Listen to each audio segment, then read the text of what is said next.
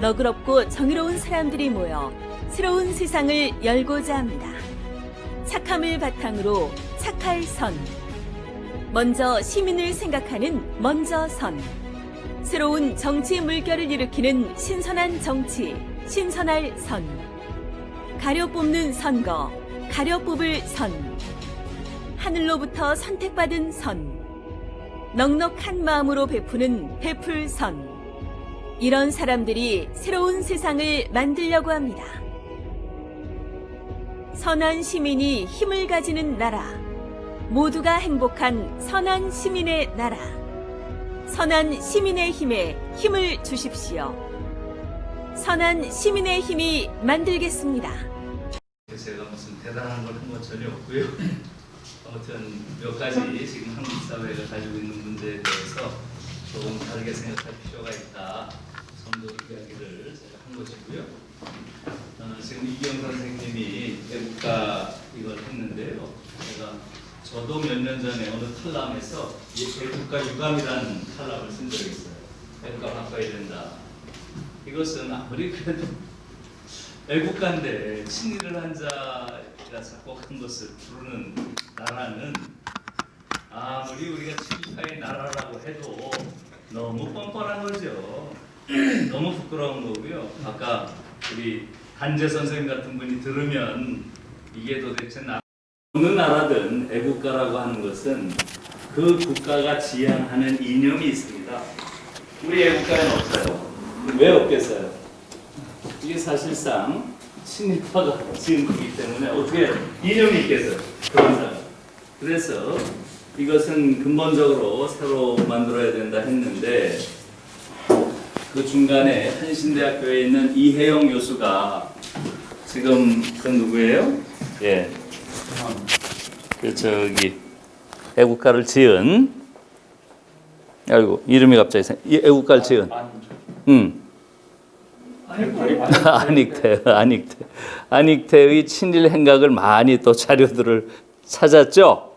그래서 친일파라는 것이 더욱더 확실해졌고요. 그런 상황에서 이 노래를 언제까지 불러야 되는지 저도 굉장히 이거 잘못됐다 이렇게 생각하고 있던 차에 우리 이기영 선생님께서 이런 좋은 노래를 또 만드셔가지고 오늘 또 들어보니까 정말 좋네요. 감사합니다. 네, 그래서 뭐 가사도 2절 가사를 아주 잘 붙이셔서 이건 뭘 하자는 이념이 있잖아요. 예, 고려인의 기상으로 홍익 세상을 만드는 거 이게 우리가 지향할 일이다. 이렇게 분명하게 이념까지 지금 주셔가지고 가사도 아주 좋고 또 곡도 아주 패기가 있다. 이렇게 생각하고요. 예, 제가 강연하기 전에 이렇게 훌륭한 무대를 만들어 주셔서 고맙습니다. 예.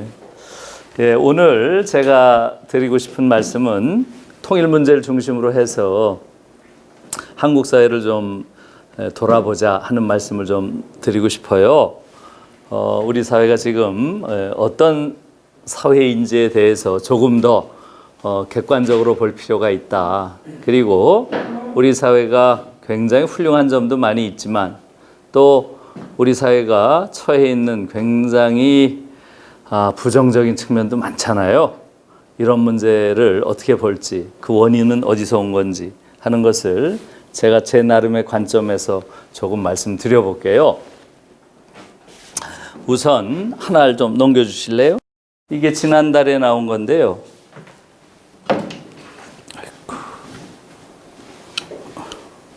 보신 분이 있으신가요?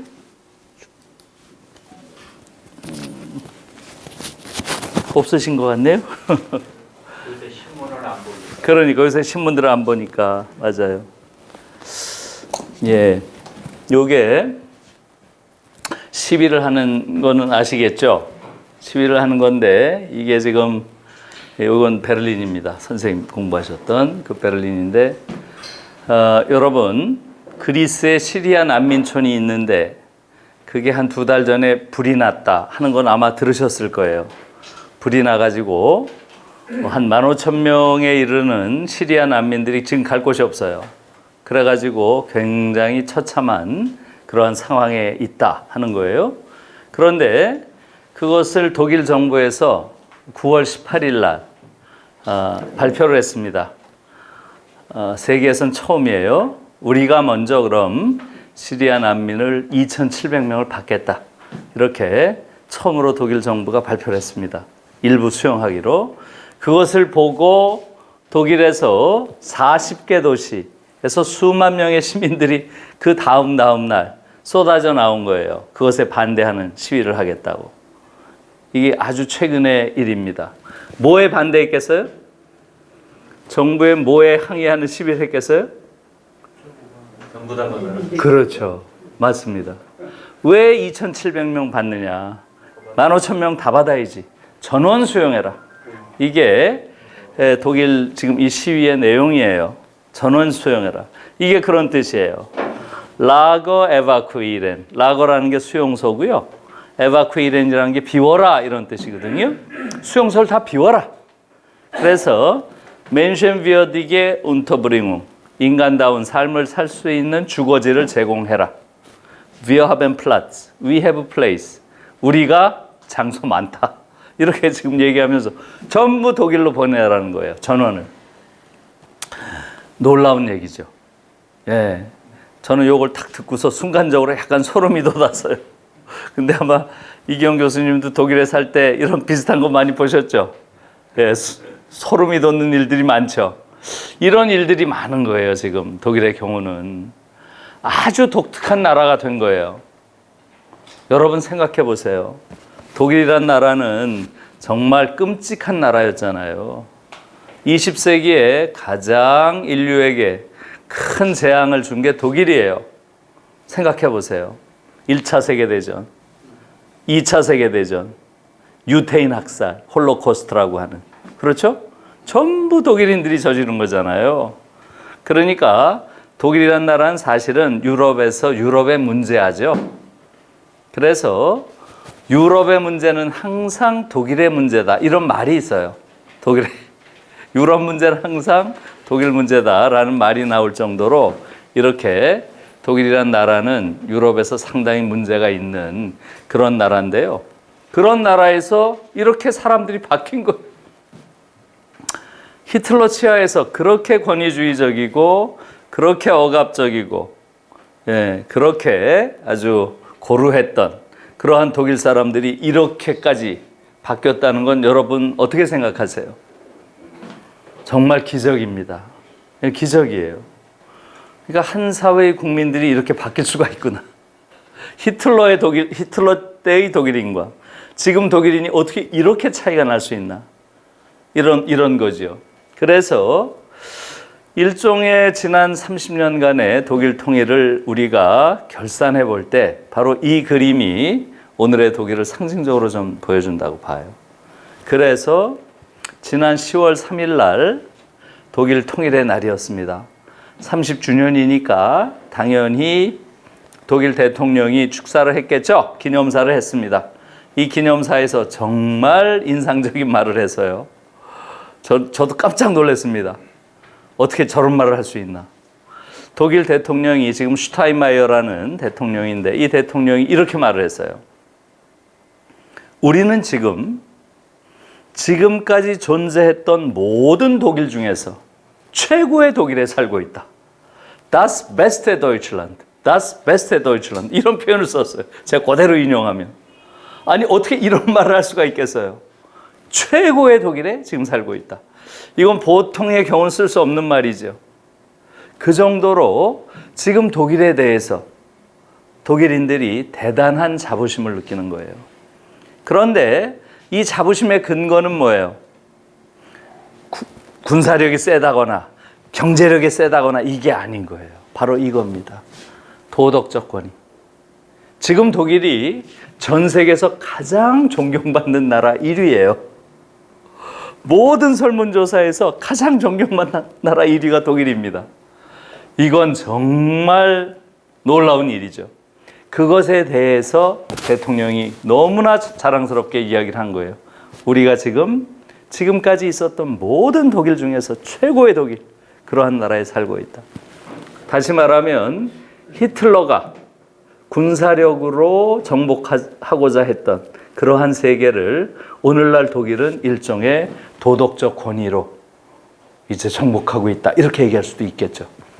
이게 지금 아주 놀라운 상황이라고 보이고요. 그래서 독일 통일이라고 하는 것은 지금 30년이 정확히 지났는데 이 통일된 독일이라고 하는 것은 과거 분단 시대의 여러 가지 모순, 질곡 이런 것들을 다 넘어서서 이렇게 최고의 독일이 됐다고 하는 것.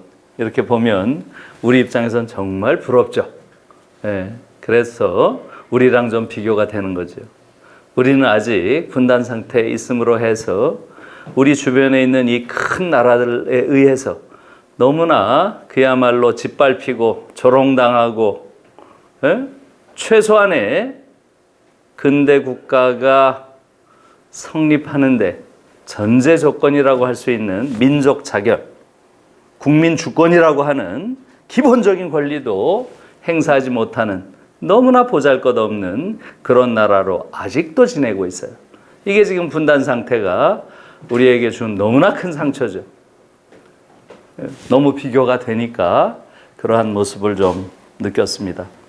이게 이제 독일 통일의 한 국면이고요. 제가 독일 통일에 대해서 뭐 전반적으로 이야기할 수는 없을 것 같고요. 또 이게 독일 통일의 명이라면 독일 통일의 암도 있죠. 이미 30년이 지났음에도 불구하고 30년이면 한 세대잖아요. 한 세대가 지났는데도 동서독 주민들 간에 머릿속의 장벽이 안 무너졌어요.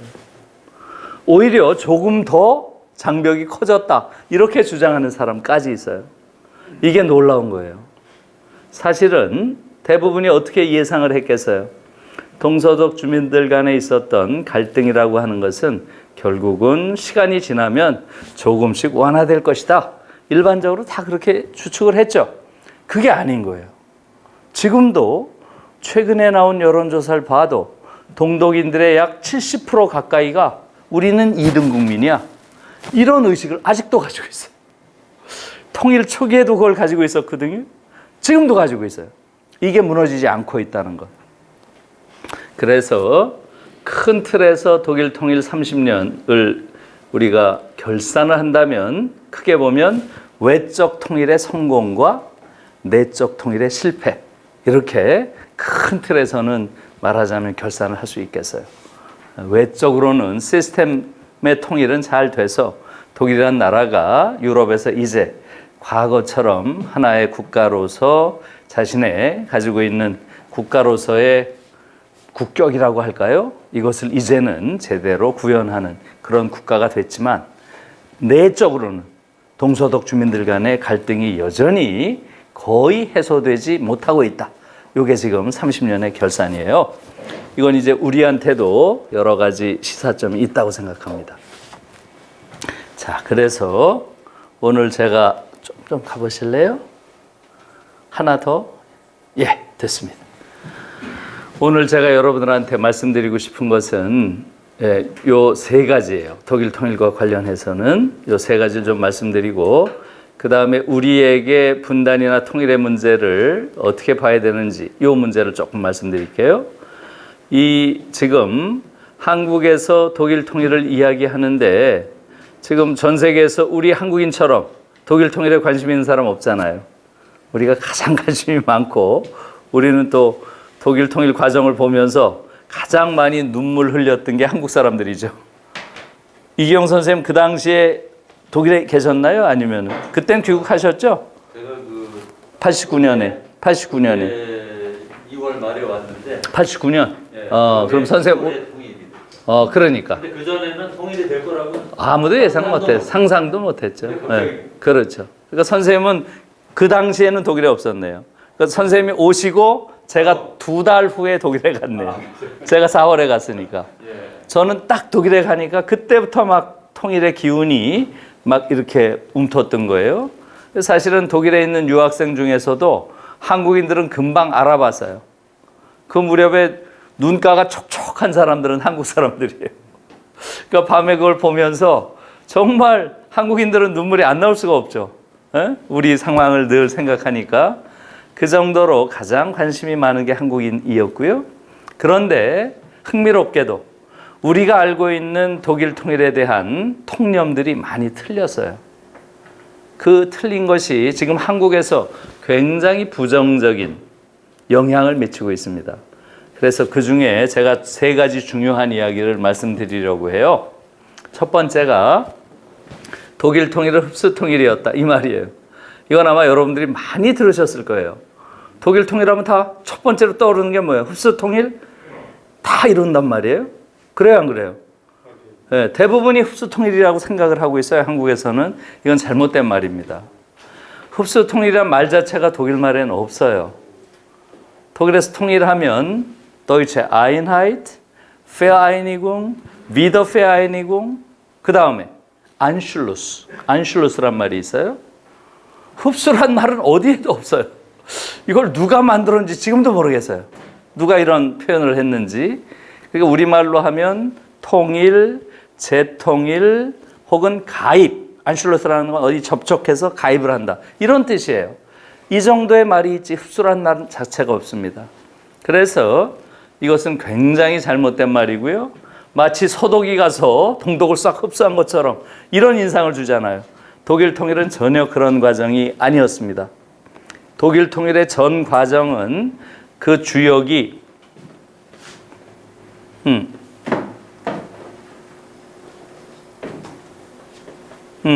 그리고 저기를 열어놓으면 안 되나요? 거기를? 소음이 좀 있었어요. 아, 소음이 있나요? 이제 다 받았네. 예, 조금 열어놔도 좋을 것 같아요. 환기가 좀 되게. 예.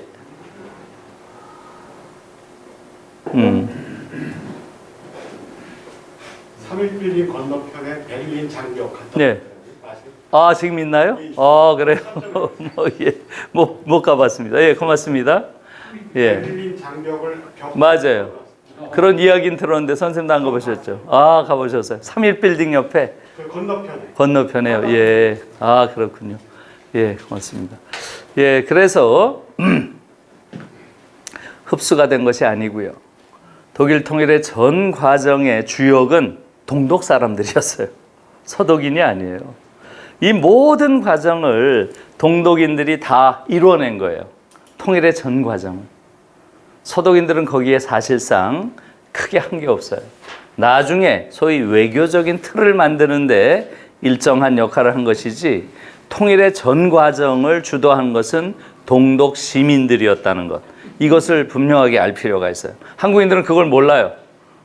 한국인들이 알고 있는 독일 통일 과정에서는 동독인들은 없어요. 역할 자체가. 이건 완전히 잘못 알고 있는 겁니다. 독일 통일이라고 하는 것은 동독인들이 일으킨 동독혁명의 결과예요. 여러분들 동독혁명 들어보셨어요? 못 들어보셨죠? 그러니까 결정적인 사안들을 지금 한국인들이 몰라요. 독일 통일을 안다고 하면서 결정적인 게 바로 동독혁명입니다. 동독 시민들이 당시 동독을 지배하고 있던 에리히 호네커라고 하는 독재자를, 스탈린주의자예요. 이 사람은 무너뜨리고 그 자리에 말하자면 민주적인 새로운 정권을 만들어가는 그런 과정을 거쳤고요. 거기서 통일이 된 거예요. 그러니까 독일 통일은 정확하게 말하면 동독혁명의 결과예요. 동독혁명. 그리고 이 동독혁명이 11월 9일입니다. 독일 통일의 전 과정에서 가장 중요한 날은 10월 9일이에요.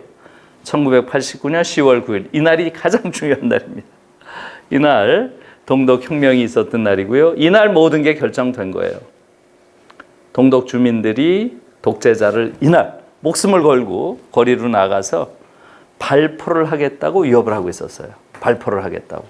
당시에 호네커는 예정된 시위를 강행할 시 발포하겠다, 이렇게 협박을 했는데도 더 많은 시위 군중이 거리로 나왔고요. 목숨을 걸고 나온 거예요. 너무 많이 동독 시민들이 나오니까 결국은 발포를 포기했습니다. 그게 뭐예요? 그게 혁명이죠. 그렇게 하면서 독재자가 완전히 실각하게 됩니다. 발포를 포기했기 때문에 결국은 희생자는 없었어요. 그러니까 무혈혁명, 평화혁명이 된 거죠. 그래서 요 1989년 10월 9일에 이 사건을 동독혁명이라고 부르기도 하고요. 평화혁명이라고 부르기도 하고 또 가을혁명이라고도 부릅니다. 역사에서는 이 혁명이 결정적인 거예요. 이 10월 9일 날 결국은 독재자 호네커를 무너뜨린 것, 이것이 그 이후에 오는 모든 통일의 과정의 첫 걸음이었고, 그것이 없었으면 독일은 통일될 수가 없었던 거죠. 그러고 나서 정확하게 한 달 뒤에 일어난 사건을 한국 사람들은 굉장히 아주 극적으로 보죠. 정확하게 한 달 뒤, 그러니까 11월 9일 날 베를린 장벽이 무너진 거예요. 근데 이 베를린 장벽이 무너진 건 사실은 그렇게 결정적인 전기는 아니에요. 10월 9일 날 이미 동독의 체제가 붕괴함으로써, 사실상 붕괴함으로써 베를린 장벽의 붕괴는 시간 문제였던 거예요. 그러나 우리는 하여간 그 장면이 굉장히 스펙타클한 거죠. 동서독 사람들이 막 껴안고 하는 그런 장면들이 그렇게 극적인 장면이긴 했지만, 더 중요한 것은 그 한 달 전에 있었던 동독혁명이었습니다. 한국인들이 이 동독혁명을 너무 잘 모른다는 게 통일에 대한 상을 왜곡되게 알게 한 결정적인 요인이에요. 독일 통일을 정확하게 이해하려면 10월 9일 날 있었던 동독혁명을 여러분들이 잘 이렇게 기억을 하실 필요가 있어요. 결국은 동독인들이 독재자를 무너뜨리고 새로운 민주적인 사회를 건설하는 과정이었고요. 그 다음에 이제 중요한 게 뭐겠어요? 바로 민주적인 권리를 쟁취함으로써 그 다음 해 3월에 동독 역사상 최초의 민주선거를 하게 됩니다. 그건 최초의 선거예요. 민주선거로는 3월에 민주선거를 하게 되는데, 이 선거가 어떤 선거겠어요? 이 선거의 쟁점이 뭐겠어요? 바로 어떤 통일을 할 것인가? 통일을 할 것인가 말 것인가? 첫 번째. 두 번째, 통일을 한다면 어떤 방식의 통일을 할 것인가? 이걸 들고 나온 통일선거였어요. 그러니까 여기서 통일이 결정된 거예요. 누가 결정한 거예요? 동독 시민들이. 어떻게 하겠다고. 그래서 그 당시에 동독에서 나온 정당은, 말하자면 기독교 민주당 계열의 정당은 동독에서 빠른 통일을 하겠다고 주장했어요. 빠른 통일. 그 다음에 사회민주당 계열의 정당에서는 점진적인 통일을 하겠다, 이렇게 나온 거예요. 점진적인 통일. 그리고 아까 말씀드린 동독혁명을 주도했던 세력이 있다 그랬죠? 그 세력들은 통일에 반대했습니다. 이렇게 세 그룹이 나와가지고 결국은 국민들의 선택을 받은 거예요. 이 3월에 있었던 인민의회 선거라는 게 통일을 결정한 것이고, 이것을 결정한 사람들은 누구예요? 바로 동독 시민들이죠. 예. 자, 지금 세 번째, 좀 전에 설명드린 당시에 동독혁명을 주도했던 이 동독 시민들이 동독의 재야 지식인들이에요. 말하자면 동독 정권과 싸웠던 사람들이죠. 이 사람들은 왜 통일에 반대했을까요? 이게 사실은 굉장히 흥미로운 지점이에요. 왜 동독혁명의 주역이었던 당시의 동독의 재야 지식인들은 통일을 반대했을까? 왜 반대했을까요? 예? 그렇죠. 맞습니다. 그런 부분도 있고요. 이들 대부분은 상당히 이상주의적 사회주의자들이었어요. 대다수가. 그러니까 이들의 주장은 이런 겁니다. 저 호네커가 했다고 하는 저 사회주의는 저거 사회주의 아니다. 진정한 사회주의란 자유의 왕국을 만드는 것. 자유의 최고의 수준, 최고로 구현된 자유의 유토피아. 이게 사회주의인데, 저들이 현실에서 이루었다고 하는 저 사회주의는 저게 무슨 사회주의냐? 저것은 단지 하나의 독재에 불과하다. 이런 식으로 주장을 했어요. 그래서 이들은 이제 우리가 저 독재 정권을 무너뜨렸으니까 이 동독 땅에서 독일 역사상 최초의 진정한 사회주의 국가를 만들자. 이렇게 주장했어요. 어때요? 완전히 이상적 사회주의자들이죠. 그런 사람들이에요. 동독혁명을 주도한 사람들이. 그래서 이들은 그걸 주장했어요. 선거에서. 그리고 그 다음에 서독 정당에 좀 영향을 받은 이 두 개의 사회민주당, 기독교민주당 계열의 정당들은 빠른 통일, 점진적 통일을 주장한 거죠. 이 선거가 중요한 선거였어요. 독일 통일 과정에서 가장 결정적이죠. 이 선거에서 동독 주민들이 통일하지 말고 우리가 진짜 사회주의, 자유의 왕국 여기서 만들자 이렇게 결정했으면 그렇게 가는 거였어요. 네. 그런데 그 당시에 동독 주민들이 많은 여론조사 기관의 예상을 뒤엎고 바로 빠른 통일을 선택한 겁니다.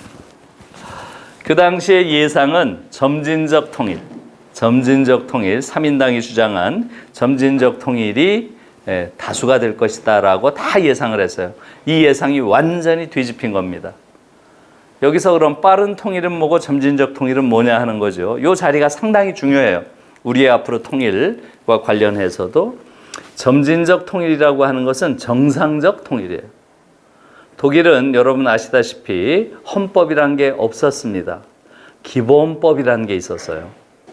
우리는 지금 분단 상태이기 때문에 헌법은 우리가 통일된 이후에 신헌법을 만들자 이렇게 하면서 독일 말로는 그걸 페어파숭이라고 하는데 페어파숭은 통일된 이후에 우리가 갖도록 하자. 지금 우리는 임시적인 그러한 법률로서 기본법, 그룬트게제츠라고 불렀어요. 이것을 갖도록 하자 이렇게 된 거예요. 그래서 헌법에 관한 것은 기본법 146조에 딱 규정을 해놨어요. 독일이 통일될 때는 신헌법을 제정해서 국민투표를 통해 신헌법을 제정해서 그 새로이 마련된 헌법에 따라서 새로운 통일 독일을 구성한다. 이렇게 규정되어 있어요. 그러니까 사실은 3인당 계열에서 주장한 것은 바로 기본법의 규정에 그대로 따르는 거죠. 국민투표를 통해서 양쪽의 동서독 주민들이 신헌법을 제정하고 거기에 따라서 새로운 통일국가를 구성한다. 이렇게 된 거죠. 그런데 지금 빠른 통일이란 건 뭐겠어요? 이건 편법이죠. 빠른 통일이 이건 편법이에요.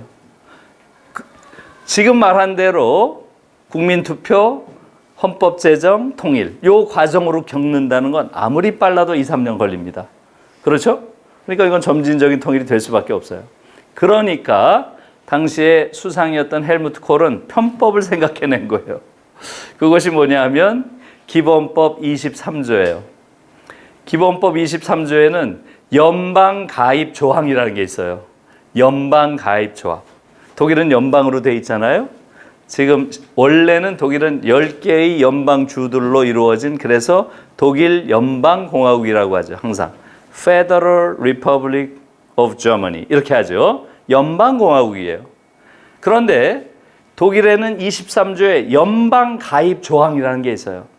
그러니까 독일 연방에 가입하고자 하는 그러한 지역은 주민투표에 의해서 연방에 가입할 수 있다. 이런 조항이 있어요. 이것은 통일이랑 상관없는 거예요. 이것에 의해서 실제로 여러분들 그 알퐁스 도데의 그런 소설들 보면 마지막 수업이란 유명한 소설이 있죠. 이게 알사스 로렌 지방을 배경으로 하고 있는데 그러니까 이 지역은 프랑스와 독일의 접경 지역이에요. 그러니까 프랑스가 전쟁에서 이기면 프랑스령이 됐다가 독일이 이기면 독일령이 됐다가 왔다 갔다 하는 지역이에요. 이 지역이 2차 세계대전이 끝나니까 어떻게 됐겠어요? 독일이 패했으니까 이 지역이 이번에 프랑스령으로 들어가 버린 거죠. 이 지역이 잘란트라고 하는 지역인데요. 독일에서는 이 지역의 70%가 독일 쪽 사람들이에요. 그러니 이 지역에 있는 사람들이 주민투표를 한 겁니다. 우린 독일에 가겠다. 독일로 들어가겠다. 프랑스 안 가겠다. 이렇게 한 거예요. 이것이 53년이에요. 그래서 이 주가 독일의 11번째 주로, 서독의 11번째 주로 편입이 된 사례가 있어요. 이것을 그대로 적용한 겁니다. 빨리 통일을 하려고 이 주 가입이라고 하는 이 조항을 딱 갖다가 동독의 5개 주거든요. 5개 주가 주민투표를 해서 너희들이 새로운 주로 가입하겠다. 그래서 가입이란 말이 생긴 거예요. 가입하겠다고 들어와라. 이렇게 된 거예요. 정확히 말하면 독일은 동서독의 통일이 아닙니다. 그러니까 서독의 연방주에 동독의 5개 주가 가입한 거예요. 선거를 통해서. 그러니까 통일이 아니죠. 가입이죠. 정확히 말하면. 예. 그래서 이런 편법을 통해서 결국은 통일이 된 거예요. 그러다 보니까 동독 주민들이 사실상 어떻게 돼요? 동독 주민들이 국가 간의 통일을 통해서 당연히 보장받아야 할 동독 주민들의 주권이 거의 사라진 거죠. 완전히 잘못된 선택을 누가 했어요? 동독 주민들 자신이 한 겁니다. 빠른 통일이라는 것으로 그 내용을 정확히 알지 못하고 바로 빠른 통일을 선택함으로써 자신들의 주권을 결국은 스스로 상실하는 그러한 결과를 갖게 된 거예요. 이게 독일 통일의 과정입니다. 그래서 아무튼 제가 이제 말씀드리고 싶은 것은 독일 통일의 전 과정에 가장 결정적인 건 뭐예요?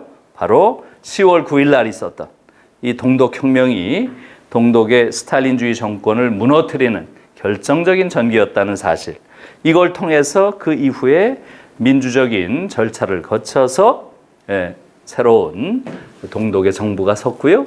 이 정부가 결국은 빠른 통일을 주장하고 나온 정부였기 때문에 그 이후에 연방 가입의 형식으로 결국은 하나의 독일로 된 것이다. 이해하셨죠?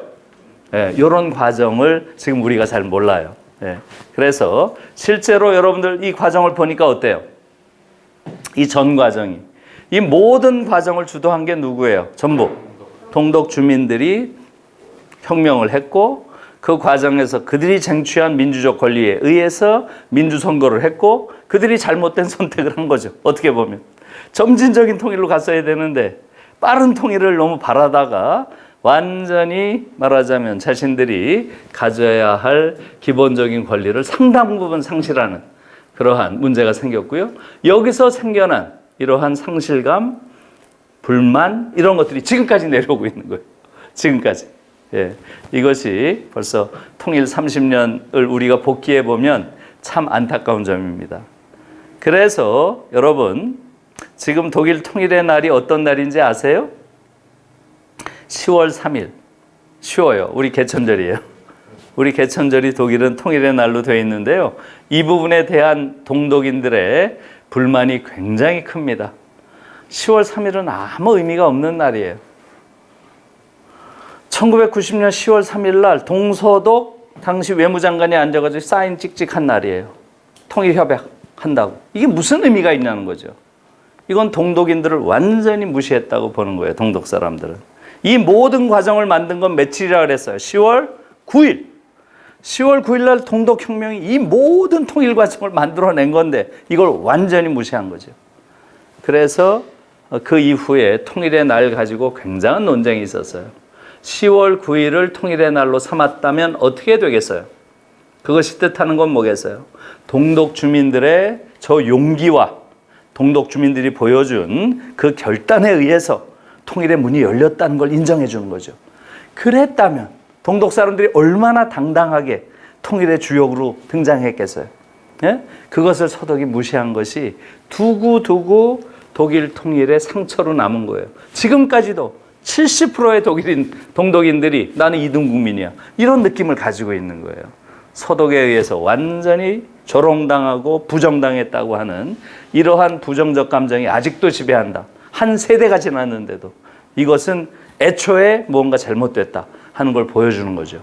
그래서 통일 초기에 어떤 모양새의 통일을 가져가는가 하는 게 대단히 중요하다는 것. 이것을 독일이 우리한테 보여준다. 이렇게 생각을 할 수 있고요. 특히 통일 과정에서 더 강자가 보이는 오만함이라고 하는 것. 이것은 길이길이 오랫동안 상처로 남아서 한 세대가 지나도 그 상처가 아물지 않는다 하는 것을 보여주는 거예요. 이 부분을 우리가 성찰할 필요가 있습니다. 두 번째, 통일 비용. 이것도 한국에서 널리 알려져 있죠? 그렇죠? 천문학적인 통일 비용이 든다. 통일하면 큰일 난다. 이런 말 많이 들었죠? 지금 한국에서는 이 통설이 지금 거의 자리 잡았어요. 거의 대다수의 사람들이 이렇게 생각해요. 통일하면 큰일 난다. 우리 세금 엄청 내야 되고 그건 너무 피곤해진다. 특히 젊은 아이들, 아이고 고맙습니다. 특히 젊은이들이 이러한 주장에 대부분 이러한 천문학적 통일 비용이라고 하는 이런 주장을 젊은이들이 따르고 있죠. 맞습니다. 이것이 젊은이들 사이에 통일하면 안 돼. 이런 통일 반대론의 중요한 정서를 만들어내고 있어요. 예, 거짓말입니다. 천문학적 통일 비용이라는 말을 잘 봐야 돼요. 이것은 뭐냐 하면 우선 통일 비용이 어디부터 어디까지인지 여기에 대해서 지금 합의가 안 돼 있어요. 독일에서는 지금 통일 비용을 얼마로 추산한 적이 없습니다. 어디까지가 통일 비용인 거예요. 그것을 추정할 수가 없어요, 사실은.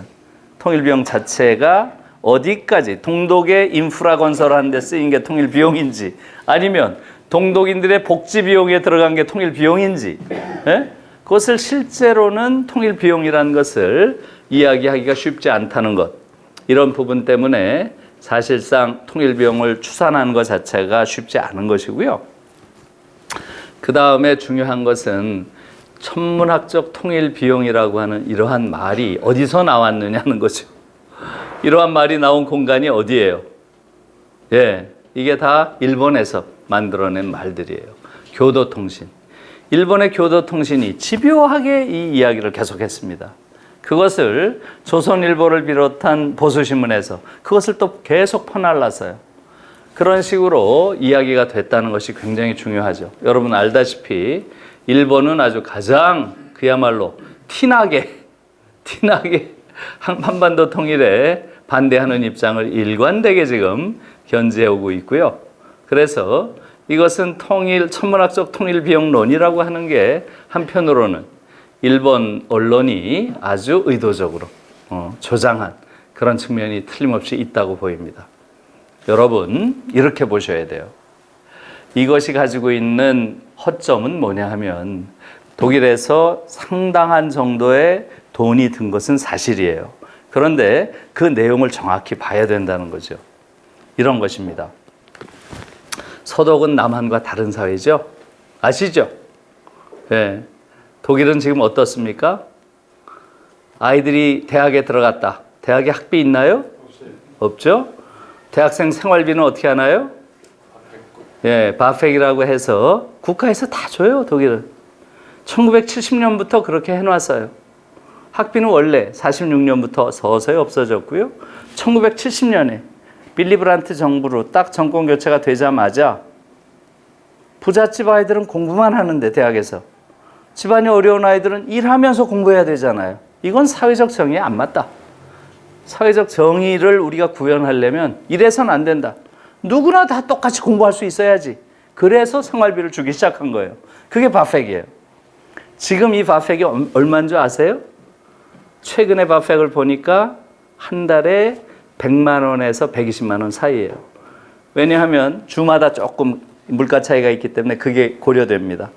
100만 원, 120만 원 정도 줘요. 그 정도면 아이들이 기숙사비 내고 식비하고 책 사고 요 정도 돼요. 그 정도 살 수 있게 다 해줍니다. 우리로서는 상상할 수 없는 거죠. 그러니까 대학생들은 학비도 다 대주고 생활비도 주고 이게 독일은 기본이에요. 자, 실업이 됐다. 어때요? 실업수당 주는 건 당연하고 실업수당이 끝나면 어떻게 돼요? 실업부조. 실업부조는 무기한입니다. 무기한. 취직될 때까지. 그래야 살 거 아니에요. 실업 당해도. 이게 사회복지국가인 거예요. 예. 그리고 재취업에 필요한 모든 도움을 국가나 사회가 주도록 이렇게 돼 있어요. 아주 복지국가가 잘 돼 있는 거죠. 그 과정에 얼마나 많은 돈이 들겠어요. 그렇죠? 그런데 사실상 동서독이 통일되는 과정이라고 하는 것은 동독 지역에 있는 전 주가 5개 주 전체가 거의 대부분 완전히 파산한 주들이었어요. 왜 그랬겠어요? 통일 과정에서 몇 가지 실수를 했습니다. 가장 결정적인 실수가 화폐 통합 과정에서의 통합 비율이었어요. 실질적으로 동서독 화폐는 8배 차이가 났어요. 8대1. 그건 제가 잘 알죠. 그 당시에 우리가 동베를린 갈 때는 동베를린 그 화폐를 환원하는데 아마 선생님 베를린 사셨으니까 아실 거예요. 그 선생님 사실 때는 몇 대 몇이었어요? 동서독 화폐가, 마르크가. 동독 마르크랑 서독 마르크. 잘 기억 안 나세요? 예. 저희 때는 이제 가서 서베를린에서 동베를린 들어갈 수 있잖아요. 예. 그때 이제 들어갈 때 서베를린에서 바꾸면 대체로 8대 1이었어요. 100마르크 하면 800마르크, 800 동동마르크를 줬어요. 예, 한 8대 1 정도였어요. 이 정도 차이 나는 걸 화폐 통합할 때 어떻게 했어요? 1대 1로 한 거예요. 1대 1로 하니까 어떻게 되겠어요? 동독의 기업들이 다 도산한 거죠. 어떻게 갑자기 8배 생산력을 내겠어요? 그러니까 완전히 도산했습니다. 그래서 사실상 7월 1일 날 화폐 통합을 하는데 그 직후에 완전히 동독의 전 지역이 실업지대로 변해버렸다. 이렇게까지 이야기를 했어요. 그러다 보니까 약 2천만 이상의 동독 주민들이 이제 통일 독일의 주민이 됐는데 이들 전원이 사실상 실업 상태 있는 그런 상황이 돼버린 거예요. 여기에 어마어마한 돈이 들어갔다는 거예요. 여기에. 우리 같으면 사실은 실업이 돼도 우리가 국가에서 돈 주는 거 있나요? 지금 한국인들은 요번에 코로나 덕에 처음으로 야 정부가 돈을 다 주네. 그래요 안 그래요? 요번에 처음 돈 받아봤죠. 국가가 준. 독일의 경우는 모든 사안에 돈을 줘요. 결국은 복지국가라고 하는 것은 모든 사안에 나라가 돈을 주는 나라가 복지국가인 거예요. 아이들 키운다고 돈 주고 아이들 낳았다고 돈 주고 그런 거죠. 아마 서베를린 더 많이 받았을 것 같아. 다른 주보다. 이렇게 받은 게 오히려 동독을 배려해 준 거 아니에요? 그건 이제 몇 가지가 있어요. 왜 그렇게 했느냐?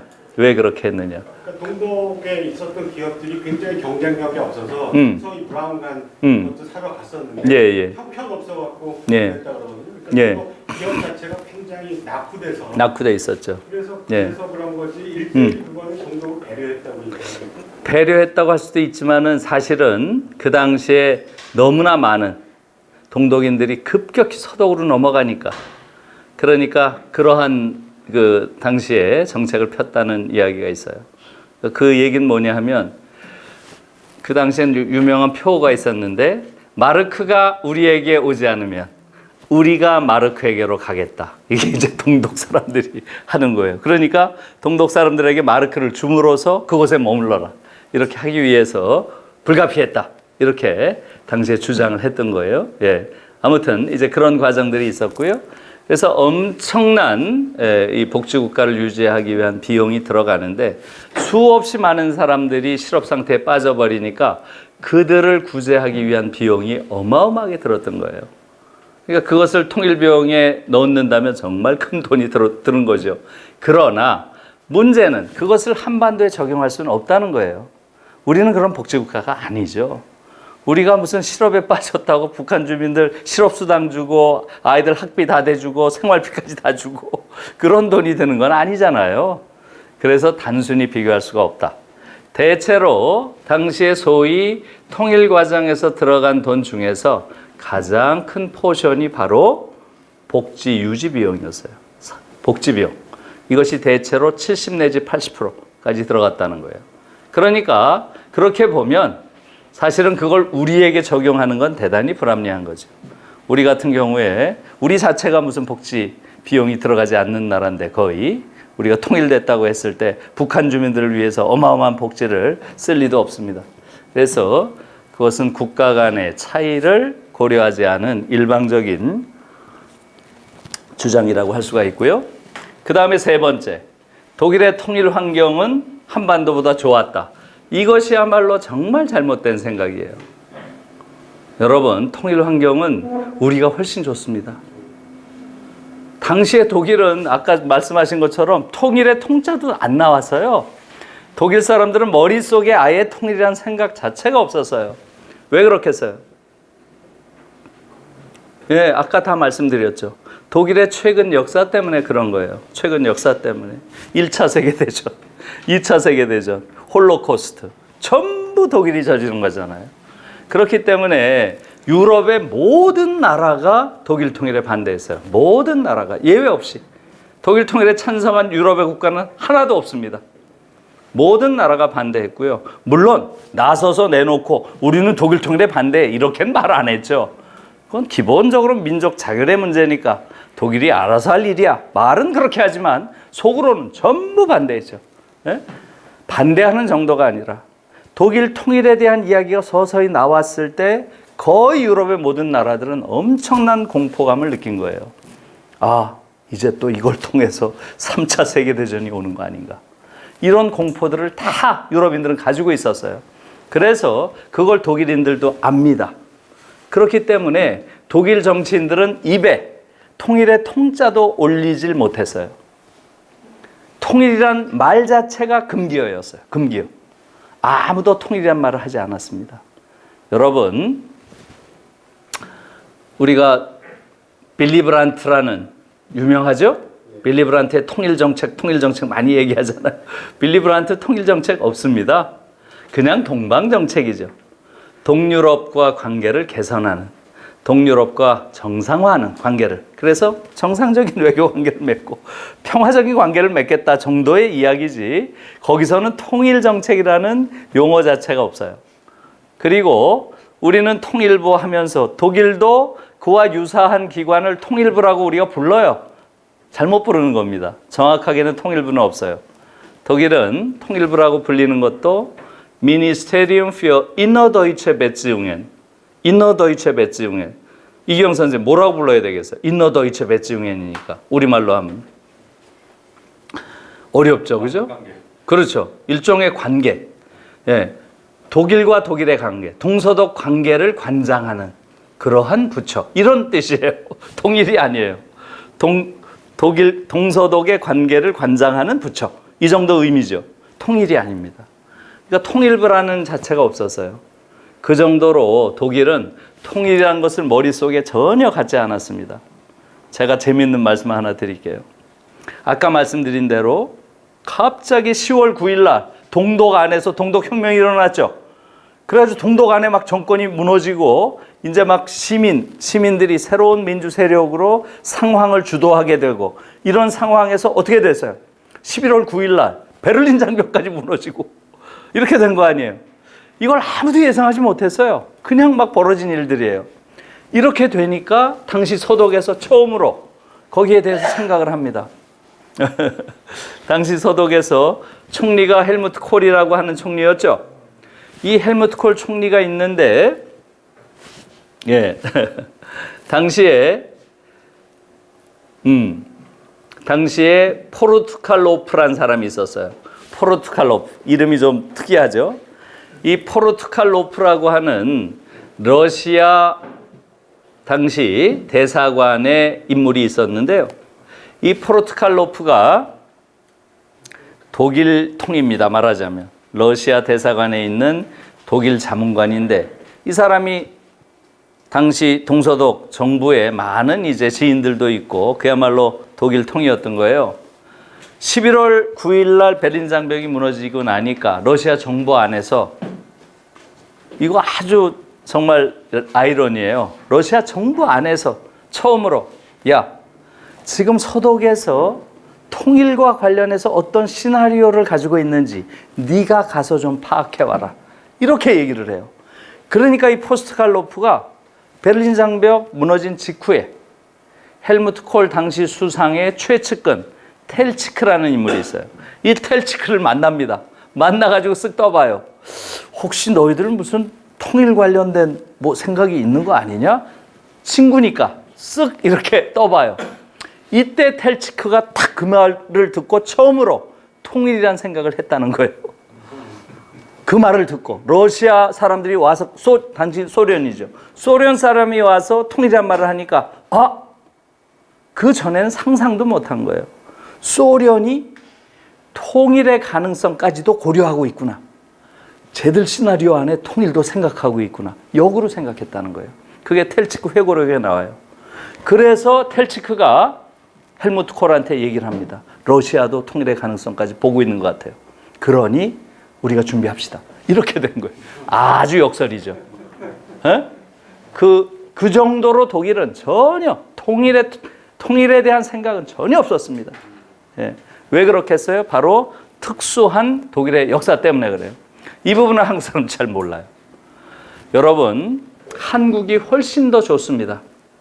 독일의 경우는 당시 독일이 통일되면 주변의 모든 나라가 공포를 느낄 정도로 독일이란 나라는 너무나 힘이 센 그런 나라가 되는 데 대한, 즉 중부 유럽에서 말하자면 정치적 세력 균형이 완전히 붕괴된다고 본 거예요. 주변의 모든 나라가. 그래서 전부 격렬히 사실상 반대했죠. 제일 강력하게 반대한 게 누구겠어요? 대처와 미테랑이었습니다. 예, 당시에 영국은 대처 수상이 있었고요. 프랑스 미테랑 대통령인데 이 둘이 거의 매일, 그 당시에 거의 매일 통화를 합니다. 둘이. 거의 매일 통화를 하면서 서로 야, 이러다가 정말 통일되면 어떡하지? 우리가 어떻게 해야 되니? 매일 작전을 해요. 둘이서, 영국과 프랑스. 예? 그러면서 서로 이야기하는 건 이거예요. 그래도 고르바초프를 믿자. 아무리 고르바초프가 통일을 허용하겠냐. 그래도 우리가 고르바초프를 믿어야지. 이게 그 이후에 야사로 딱 나옵니다. 예, 말씀해 주세요. 예. 중간에 질문을 예, 괜찮아요. 예. 일반적으로 생각하는 게 아니라 예. 선생님께서 좀 다르게 말씀하시는 그렇죠. 게 굉장히 좋아요. 그래요. 예. 김윤희 교수님 예. 굉장히 좋아하는데 일반적으로 통일 환경이 한반도보다 더 좋았다고 하는 게 일단은 전쟁을 안 했잖아요, 민족끼리. 물론 그런 건 있죠. 그렇죠. 이제 동서독 간의 그 사람들의 교류가 뭐 한 달에 그러니까 1년에 그렇죠. 몇 달씩 가 있기도 그렇죠. 하고 실제로 가기도 하고 돈 그렇죠. 주고 그런 게 있는데 맞아요. 그런 거는 통일 환경이 좋았다고 그렇죠. 있는데 그거는 큰 게 아닌가요? 제가 보기엔 결정적인 건 아니죠. 국제 제가 보기엔 환경이 더 크다. 그렇죠. 네. 근데 여기서 환경이란 말은 사실은 통일의 국제 환경이라는 의미겠죠. 그러니까 지금 선생님 말씀도 중요한 말씀이죠. 우리 동서독 간의 교류, 상호 교류는 우리보다 훨씬 활발했죠. 게다가 그렇죠. 선생님 말대로 서로 간의 분단의 양상이 우리랑 달랐죠. 우리는 하드한 분단이고 독일은 소프트한 분단이었기 때문에 그런 의미에서의 환경은 사실 좋았던 거죠. 예, 독일이. 그러나 국제 환경, 뭐 좀 더 정확히 말하면 국제 환경이겠네요. 국제 환경에 있어서는 우리와 비교할 수가 없었다는 사실, 그 부분을 우리가 좀 알 필요가 있고요. 사실은 우리의 국제 환경은 어떻습니까? 우리가 통일된다고 해서 겁먹을 나라 있어요? 저는 그게 정말 다행이라고 생각해요. 아주 독특하게도 이 한반도는 정말 독특한 유형의 지정학적 위치를 가지고 있는 거예요. 전 세계에서 가장 힘센 나라가 전부 우리한테 와 있잖아요. 내 나라가 어떤 나라예요? 미국. 전 세계를 군사력, 정치력으로 지배하고 있는 일본. 아주 강력한 경제 대국이 와 있고, 러시아. 이건 군사 대국이고 어마어마한 큰 대국이죠. 규모상으로도. 그 다음에 중국. 떠오르는. 앞으로 미래의 아주 최강국이 되리라. 이런 네 나라가 지금 한반도에 있는 거예요. 정말 이런 나라는 없어요, 세계에. 이렇게 힘센 네 나라가 주변에 있는. 그리고 서로 엄청난 그 세력 사이에 긴장 관계가 조성되어 있는 이런 곳이 없죠. 저는 바로 이 상황이야말로 우리가 통일을 하고자 할 때 오히려 상당히 활용할 여지가 많은 환경이라는 생각을 가지고 있는 거예요.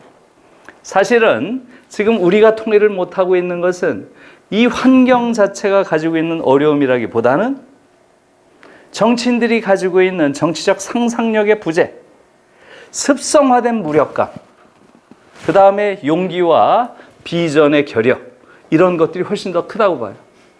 김대중 이후에 어떠한 정치가도 이 한반도 문제에 있어서 스스로 문제를 선제적으로 치고 나가고자 하는 이러한 사람들이 없었습니다. 이게 지금 가장 큰 문제예요. 지금 봐도 없어요. 다음에 나올 사람들 중에서도 이 문제에 있어서 그야말로 새로운 어떤 비전을 제시함으로써 미국과 중국, 러시아, 일본까지도 끌고 갈 수 있는 그러한 힘을 가진 지도자가 없어요.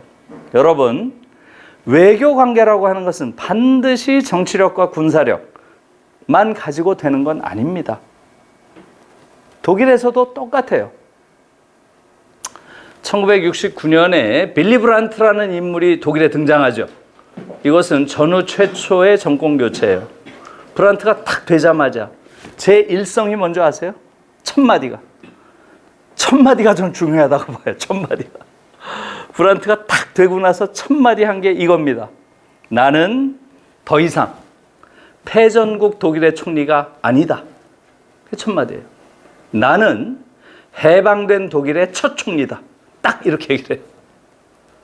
더 이상 냉전 체제에 굴해서 그 안에서 냉전 문법 가지고 나를 말하자면 혹은 그 이전에 제2차 세계대전의 패전 국가로서 독일을 보지 말라는 거예요. 그렇게 딱 이야기를 하고 그 다음부터는 아주 자주적인 정책을 치고 나갑니다. 놀라운 거예요.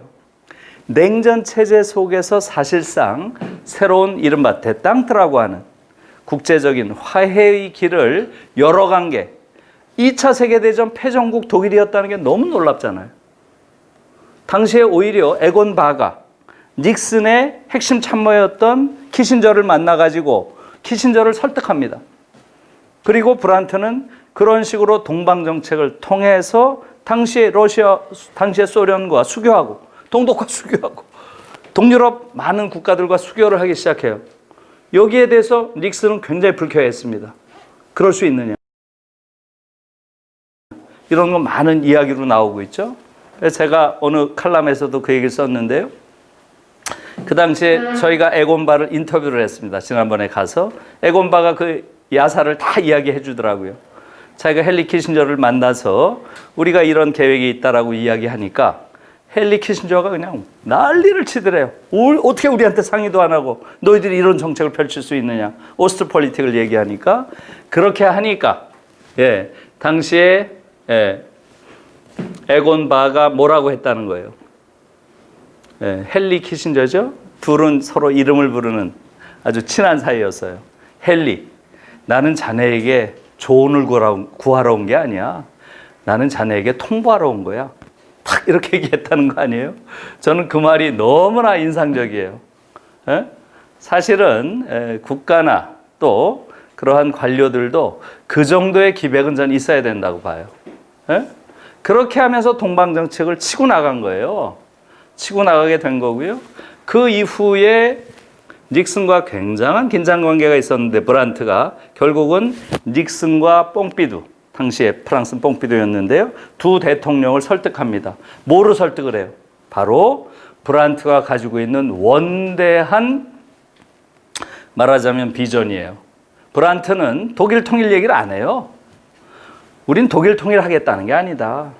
독일 통일을 바탕으로 유럽을 통합하고 통합된 유럽이 세계 평화의 기초가 되도록 하는 것. 이게 나의 꿈이다. 이렇게 가는 게 옳은 거 아니냐. 이런 방식으로 뽕피드와 닉슨을 설득합니다. 그러니까 그게 틀린 말이 없잖아요. 그러니까 거기에 반론을 못해요. 닉슨도. 그러면서 브란트가 자기를 관철시킨 거예요. 이 정도의 정치인의 비전은 있어야 된다는 거죠. 지금 저는 한반도도 똑같다고 봐요. 제가 그래서 칼럼을 통해 가지고 사실은 문재인 정부를 여러 번 비판했어요. 한 서너 번 반복적으로 썼습니다. 너무 트럼프한테 벌벌 기니까 정말 분노가 일더라고요. 분노가. 제가 한 말은 그거였어요. 문재인 대통령은 문재인 독트린을 천명해라. 제가 그런 칼럼을 두 번인가 같이 썼어요. 문재인 독트린을 천명해라. 이건 왜 필요하냐 하면 독트린이라는 건 외교 원칙이죠. 독트린이 무슨 복잡할 것도 없어요. 우리는 민족 자결과 국민 주권이라고 하는 근대 국가의 기본 원리에 입각해서 한반도의 평화와 공동 번영을 추구한다. 이렇게 하면 돼요. 거기 뭐 틀린 말이 있어요? 틀린 말이 한 구절이라도 있어요? 그리고 이러한 원칙에 반하는 모든 행위에 우린 반대한다. 이러면 되는 거예요. 그러면 그 다음에 트럼프가 하는 모든 짓이 거기에 반하죠. 그래요, 안 그래요? 그러면 우리는 이 원칙, 이 보편 원칙에 근거해서 따를 수 없다. 이렇게 하라는 거죠. 사사건건 미국이 요구하면 외교적으로 어쩌고저 이런 거 하지 말고 대원칙을 천명하고 그 원칙에 입각해서 미국의 태도를 우리가 선제적으로 조율할 수 있는 이러한 원칙을 밝히라는 거예요. 제가 몇 번 그걸 썼는데 안 하더라고요, 여기는. 그래서 두 번째는 제가 지금 내용까지 써줬어요. 이렇게 내용으로 써라. 이렇게. 지금도 안 하고 있어요. 저는 이거 문재인 독트린 해야 된다고 봅니다. 그래야 미국으로부터 우리가 독립할 수 있는 여지가 생기는 거죠. 그래서 저는 한반도의 선생님 말씀대로 국제적 환경, 통일을 위한 이것은 우리가 사실 훨씬 좋고요. 우리가 통일한다고 해서 공포를 느낄 나라 없고요. 다행이죠. 다 힘센 나라니까. 당연히 우리가 통일됐을 때 이해득실을 따지겠죠. 그래요, 안 그래요? 우리가 어떤 득이 있고 어떤 실이 있고 모든 나라가 따질 겁니다. 그건 뭐 어쩔 수 없는 거죠. 예를 들면 지금 러시아 같은 데가 우리 통일에 대해서 굉장히 긍정적으로 지금 보고 있잖아요. 왜 그렇겠어요? 러시아는 지금 동부 개발이 가장 큰, 그들로 봐서는 염원인데, 동부 개발을 하려면 한반도에 천연가스를 팔고 거기서 나오는 재원 가지고 시베리아 개발을 해야 되는데, 이게 지금 여기가 막히니까 아무것도 지금 안 되고 있는 거예요. 다 자기들 나름의 그러한 속셈이 있어가지고 한반도 정세에 반응하겠죠. 그건 당연한 거죠. 당연히 우리가 이 전체 구도를 끌고 가면서 그러한 것들을 다룰 수 있는 그 정도의 정치적 비전을 가진 사람들이 있어야 되는 거죠. 한국은 외교 역량과 관련해서는 이렇게 굴욕적으로 종속적인 나라가 없습니다. 한국의 외무 관료들 어떤 사람들이에요? 거의 대다수가 아주 뼛속까지 친미, 그런 사람들이 앉아있어요. 그러니 무슨 외교를 하겠어요? 저는 이런 부분들이 한반도 통일 문제와 관련해서 가장 치명적인 문제고요. 제가 내부적으로 좀 들어보니까 지난번에 문재인 정부에서 여러 번 실기하는 과정에서 역시 외교 관료들이 여러 가지 그러한 방식의 친미적인 행태를 보였다는 것, 그런 것 알고 있습니다. 예. 그래서 이 세 가지 이런 부분들이 우리가 상당히 잘못 알고 있는 그런 부분이다 하는 말씀을 드리고요. 몇 분 정도 시간이 있죠? 좀 여유 있게 하셔도 아, 괜찮습니까? 예. 우리가 6시, 7시 예. 그렇게까지는 제가 못 짓고요. 조금 더 이걸 다 할 건 없고요. 계속 돌려주세요. 지금 시간이 없으니까 이 과정에 대한 이야기는 제가 할 수 없을 것 같고요. 더 나가세요. 예, 이 과정에 대한 이야기는 좀 전에 그 하나만 뒤로 가주세요. 하나만 더 뒤로. 예, 좋습니다. 예, 요 지금 지식인에 대한 이야기를 조금 드릴게요. 제가 나눠드린 거기도 지식인 이야기가 있는데요. 과연 독일 통일에 대해서 동서독 지식인들은 어떻게 봤을까? 이 부분에 대한 이야기를 조금 드릴게요. 아주 재미있게도 동서독 지식인들이 모두 독일 통일에 반대했습니다.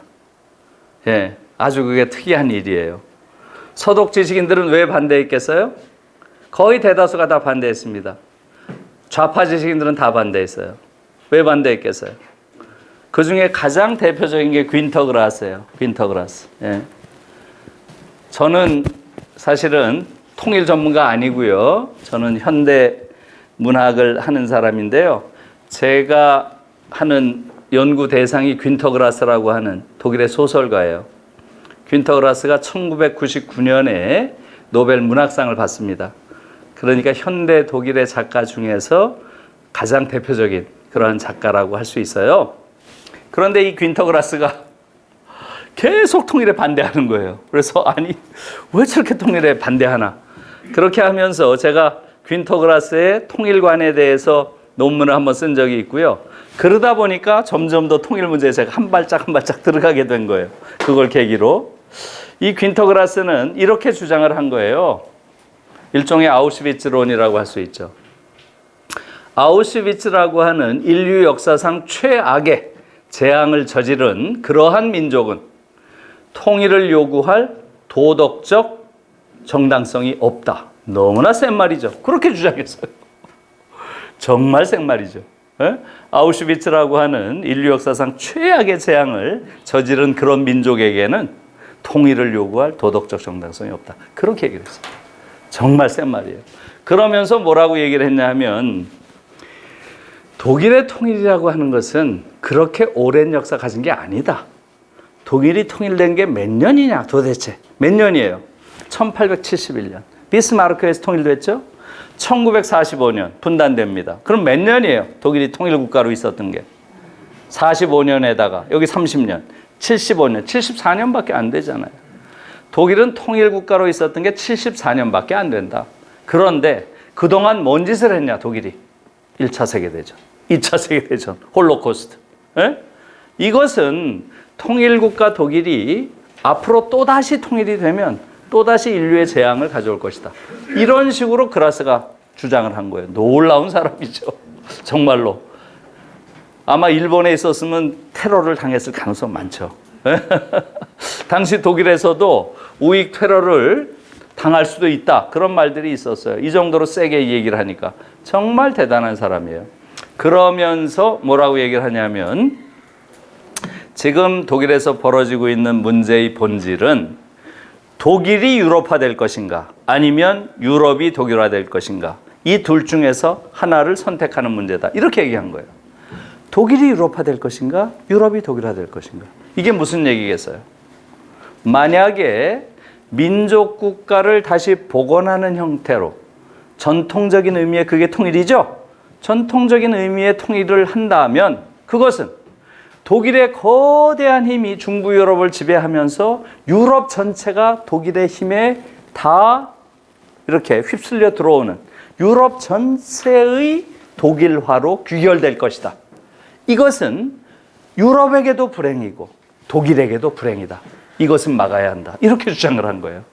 대단한 이야기죠. 그러니 그 대신 어차피 아인하우스 오이로파 이 말 많이 했잖아. 아인하우스 오이로파 이건 70년대부터 나왔어요. 하나의 집 유럽, 하나의 집 유럽.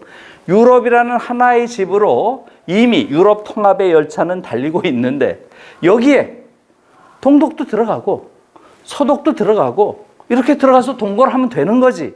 왜 굳이 결혼을 해서 들어가야 되느냐. 어차피 여기 들어갈 건데 이렇게 주장을 한 거예요. 그렇게 들어가야 독일이 유럽화 된다.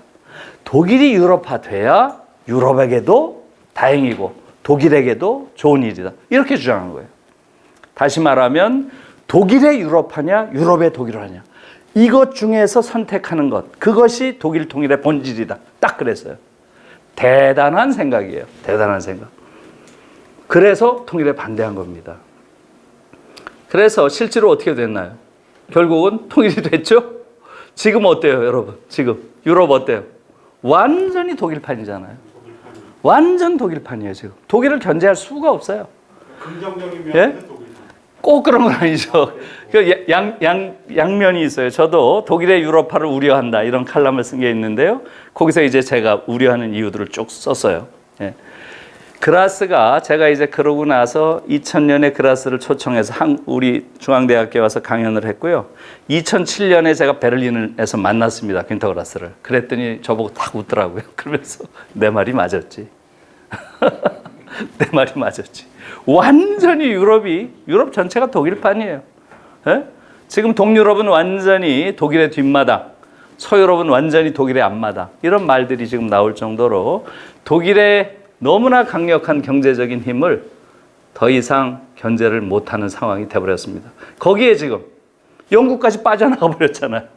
이건 지금 더 심해졌어요. 이건 굉장히 우려되는 바가 있습니다. 그래서 퀸터 그라스는 무당개구리 울음이라는 소설이 있어요. 우리나라에도 번역되어 있습니다. 거기다 그렇게 썼어요. 지금 독일은 히틀러가 탱크로 점령하고자 했던 그 독일을 그 유럽을 지금 상품으로 점령하고 있다. 딱 그렇게 썼어요. 자기 소설에. 그러면서 그것은 위험한 일이다. 이렇게 이야기를 하고 있어요. 이게 이제 독일 지식인들의 생각입니다. 그리고 유르겐 하버마스도 마찬가지 비슷한 맥락이에요. 유르겐 하버마스는 유명한 Verfassungs Patriotismus, 헌법 애국주의라는 개념을 만들었죠. 이제 우리가 애국할 대상은 국가나 민족이 아니다. 그 시대는 지났다. 이제 우리가 애국할 대상은 민주적인 헌법이다. 이렇게 하면서 민족주의와 국가주의를 넘어서야 한다고 하는 것을 역설하고 있어요. 이게 이제 독일 지식인들의 전반적인 분위기였고요. 동독 지식인들은 아까 이야기했죠. 동독 지식인들은 왜 통일에 반대했겠어요? 아까 말씀드렸죠? 이들은 동독 땅에서 독일 역사상 최초의 자유의 왕국, 자유의 왕국이라는 말 많이 써요. Reich der Freiheit. 이 말 되게 좋아합니다. 독일 사람들이 Reich der Freiheit. 자유의 왕국을 이제는 건설할 기회가 왔다. 정말로 자유로운 그러한 세계, 즉 진정한 의미의 사회주의 우리가 만들어야 된다. 이런 것들이 동독 당시 지식인들의 전반적인 정서였어요. 하나 돌려주세요. 예, 바로 이런 정서였어요. 당시의 동독 지식인들은 대체로 이런 정도의 생각들을 가지고 있었어요. 예. 우리 이기영 선생님 이거 한번 읽어주세요. 목소리 좋으시니까. 한번 읽어주세요. 우리는 우리를 둘러싸고 있는 체제를 받아들이지 않았다. 그러나 우리는 그 체제가 예전에 깃발 위에 그려놓은 유토피아를 사랑했다. 그리고 언젠가는 거기에 닿을 수 있으리라는 희망을 버리지 않았다. 예. 우리는 변화시키기 위해서 체제를 흔들어댔지만 우리의 유토피아가 닿아 있던 나라를 결코 포기한 건 아니었다. 고맙습니다. 예, 아주 예, 좋습니다. 예. 아시겠죠? 이게 동독 지식인들의 정서였어요. 이들이 바로 동독 혁명을 일으키고 스탈린주의 정권을 무너뜨린 사람들의 정서예요. 이들은 반공주의자가 아닙니다. 이들은 진정한 사회주의를 원했던 사람들이에요. 예? 그래서 말하자면 통일의 국면이 됐을 때 이들은 바로 동독이라고 하는 그 공간에서 자신들의 유토피아를 만들고 싶어 한 거죠. 동독을 서독으로 바꾸고자 한 게 아니었어요. 그래서 모든 지식인들이 말하자면 독일 통일에 반대했다는 그런 측면을 동시에 알 필요가 있어요. 여러분, 이것을 독일 통일을 일종의 좀 큰 맥락에서 사상사적으로 본다면 이것은 어떻습니까? 이것은 근대의 붕괴가 시작됐다라고 이야기할 수 있는 거예요. 근대라고 하는 것은 인간 이성에 대한 신뢰를 바탕으로 탄생한 새로운 시대죠.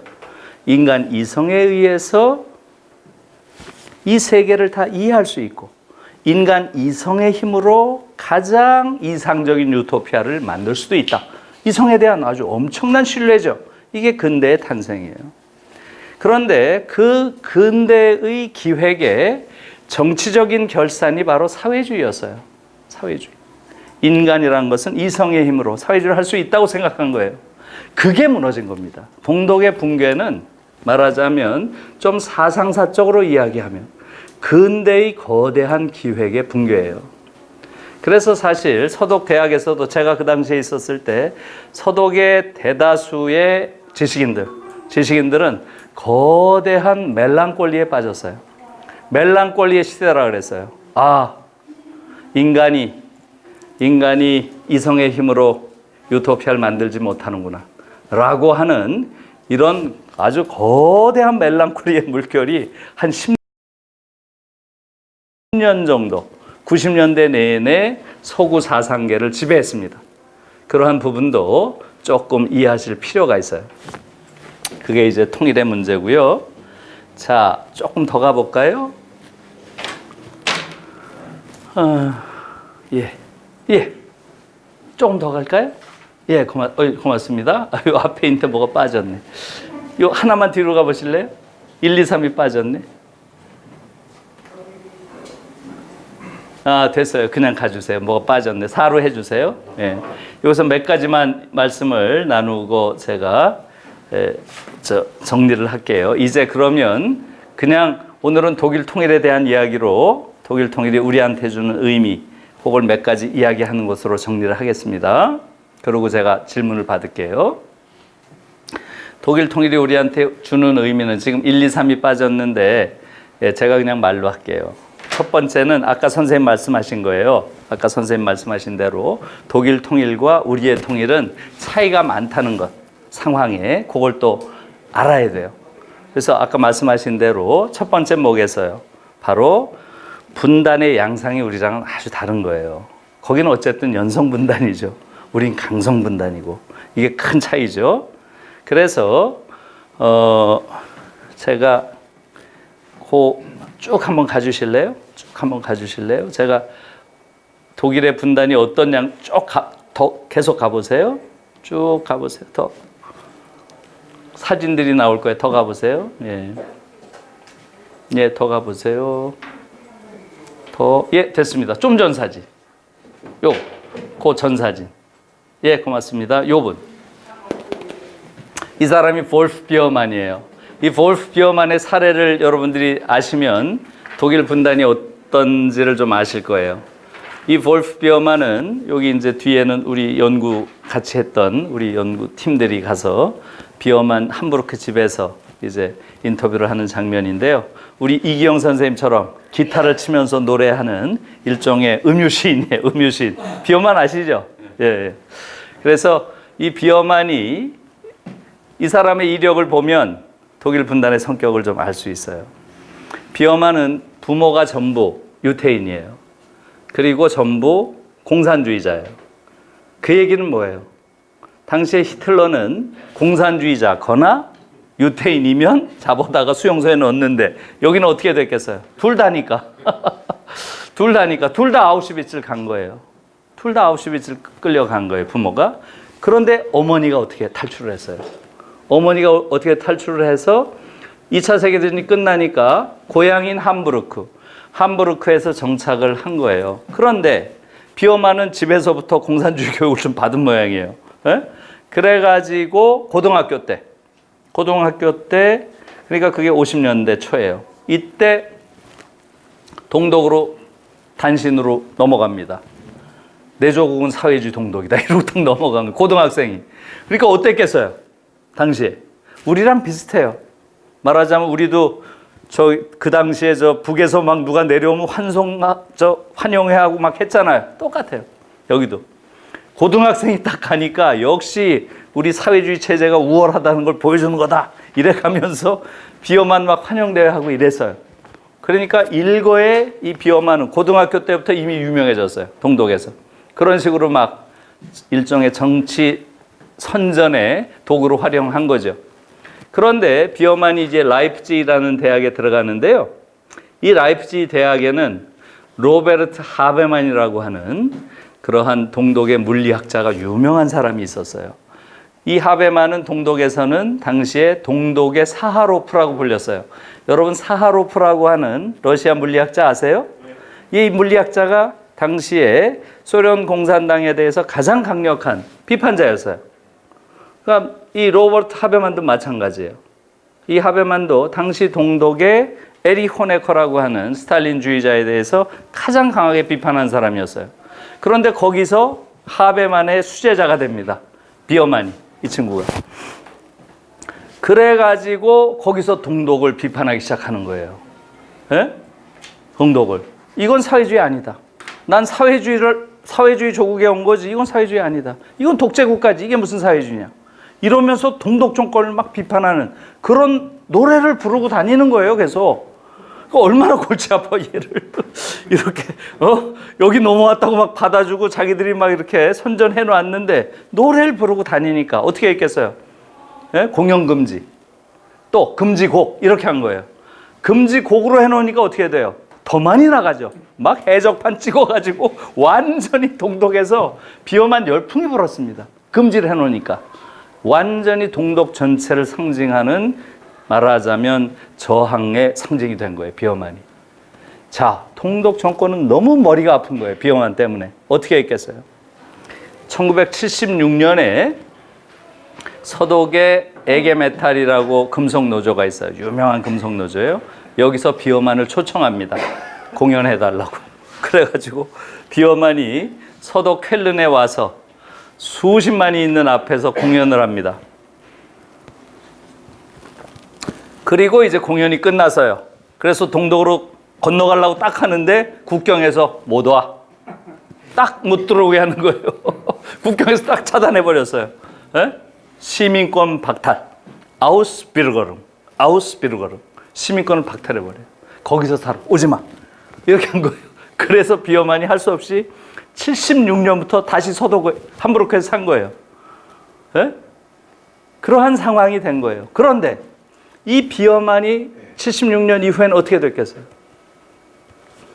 그 이후에 나온 가장 히트곡, 대표적인 히트곡이 바로 그래도 내 조국은 동독이에요. 그게 서독에서 완전 히트합니다. 그렇게 하니까 소독 정부가 또 머리 아픈 거예요. 얘 좀 저기 가서 비판해 주면 좋겠는데 독재 정부라고. 여기 와서 그래도 내 조국은 동독. 나는 사회주의 동독이 내 조국이야. 이 노래를 불러대는데 그 노래가 베스트셀러가 됐어요. 그러니까 양쪽에서 다 머리 아픈 존재죠. 이러한 인물이 있었다는 거예요. 그러니까 동서독 분단의 성격을 아시겠죠. 그래서 아까 말씀드린 1989년 11월 9일 베를린 장벽이 무너지잖아요. 그러니까 제일 먼저 누구를 찾았겠어요? 비어만. 다 비어만을 찾은 거예요. 그래서 11월 10일 날 라이프치히에 가서 비어만이 공연을 합니다. 역사적인 공연이에요. 아시겠죠? 그러니까 이 정도로 우리랑은 다르죠. 우리는 비어만이 가능하겠어요? 우리의 경우는 비어만이 불가능할 겁니다. 아마도. 에? 우리는 훨씬 더 아주 경직된 그런 분단. 어쩔 수 없죠. 한국 전쟁을 겪었기 때문에 서로 원한이 있는 것이죠. 사실은 제가 2014년에 2015년인가요? 그때가 한독 수교 130주년이었어요. 그때 제가 그 기념 무슨 강연을 하는데 기조 강연을 해달라 그래서 독일에 가서 했어요. 괴얼리츠라는 데 가서 했는데 그때 제가 그 얘기를 했어요. 지금 이야기랑 비슷한 얘기예요. 우리가 둘 다 분단 국가라고 하지만 독일 분단은 이건 분단도 아니다. 이게 무슨 분단이냐. 어? 너희들은 정말 분단의 비극을 모른다. 그랬어요. 그러면서 우리 어머니 얘기를 했어요. 우리 어머니가 20에 왔습니다. 남으로. 우리 어머니가 말을 하자면 당시에 신여성이죠. 에? 애인을 딱 믿고 그냥 온 거예요. 사랑 때문에 온 거예요. 사랑 때문에. 에? 애인이 여기 서울에서 공부하겠다고 하니까 딱 온 거예요. 우리 어머니는 평생 사돈의 8천 하나 없어요. 그런 사람 아마 없을 거예요. 우리 어머니만 딱 온 거예요. 돌아가실 때까지 85세에 돌아가셨습니다. 65년 동안 사돈의 8천 하나 못 만났어요. 혈혈단신이에요. 그야말로. 그러고 딱 돌아가셨어요. 돌아가시면서 딱 그러더라고요. 마지막 말이 엄마 이러고 돌아가시더라고요. 에? 그런 비극이 어디 있어요? 65년 동안 에? 친지를 하나도 만나지 못하는. 제가 그때 그 얘기를 했어요.